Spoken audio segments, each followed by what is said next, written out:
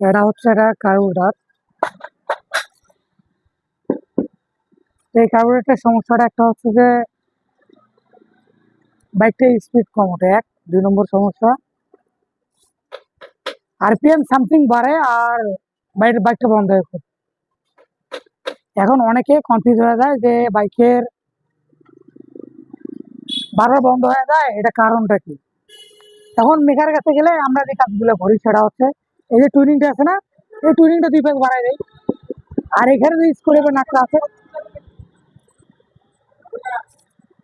এই যে নাটটা আছে না, এখানে স্ক্রুড্রাইভার নাটটা এই যে দেখাচ্ছে, এই নাটটাকে 2 পেজ লুজ বা 2 পেজ টাইট দিয়ে বাইকটাকে ছাড়িয়ে দিই আমরা।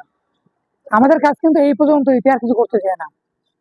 তবে আরেকটা জিনিস খেয়াল করি, সেটা হলো আমরা যদি এই যে হেডটা খুলি, টেবিলটা একটু দেখিয়ে দেই, দেওয়ার পর ওই বছর সাইড দিই। আবার অনেকে একটা ইস্যু টানে কি, ভাই বাইকের যে তেল ভালো না, এগুলো বলে নানান একটা অভিযোগ দিয়ে কাস্টমারকে ছাড়ে দিই। এরকম কিন্তু অনেকগুলো হয়, এরকম পাইও আমি। কালকে আমি 2টা গাড়ি করছি আইটিআর, সেম প্রবলেম, বাট ওটা ডিফারেন্ট। ওটা হলো হচ্ছে যে বাইকটা তেল বেশি খায়, এরকম সমস্যা। তো এই বাইকটার যে সমস্যাটা আমি পাইলাম, যে এখানে একটা কিন্তু স্ক্রুড্রাইভার জেট থাকে এখানে, সেই জেটটা হলো এইটা। তো এই জেটটা যখন আপনার বাইকে জাম হয়ে যাবে, আপনার গাড়িটা ভাগতে থাকবে না, 1 নম্বর। 2 নম্বর যে সমস্যাটা হবে সেটা হলো গাড়িটা বন্ধ হবে খুব। এই জেটটা দেখে নেন আপনারা, এটা অনেকের কাজে লাগবে, খুব গুরুত্বপূর্ণ জিনিস কিন্তু এই জিনিসটা। জিনিসটা কিন্তু ছোট, খুব ইম্পর্টেন্ট জিনিস, মোস্ট ইম্পর্টেন্ট। যতগুলো কার্বোরেটর বাইক আছে, এই বাইকগুলোর এই সমস্যাগুলো হয় কিন্তু। কার্বোরেটর বাইকগুলোর এই ক্ষেত্রে এই সমস্যাগুলো হয়।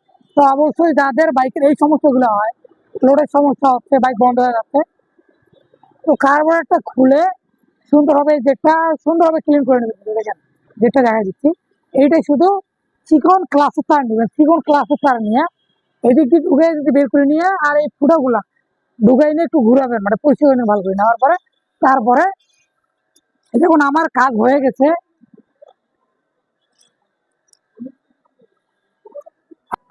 আমার কাজ শেষ, এখন আমি এই জেটটাকে এখন সেট আপ করে দেবো। তো মূলত এই ছোট ছোট ইস্যুর কারণে কাস্টমার এমন একটা চরম লেভেলের ভোগান্তির মধ্যে পড়ে যায়, কনফিউজ হয়ে যায় কই যাবো। হ্যাঁ, তো যাদের বাইকের এই সমস্যাগুলো একটু,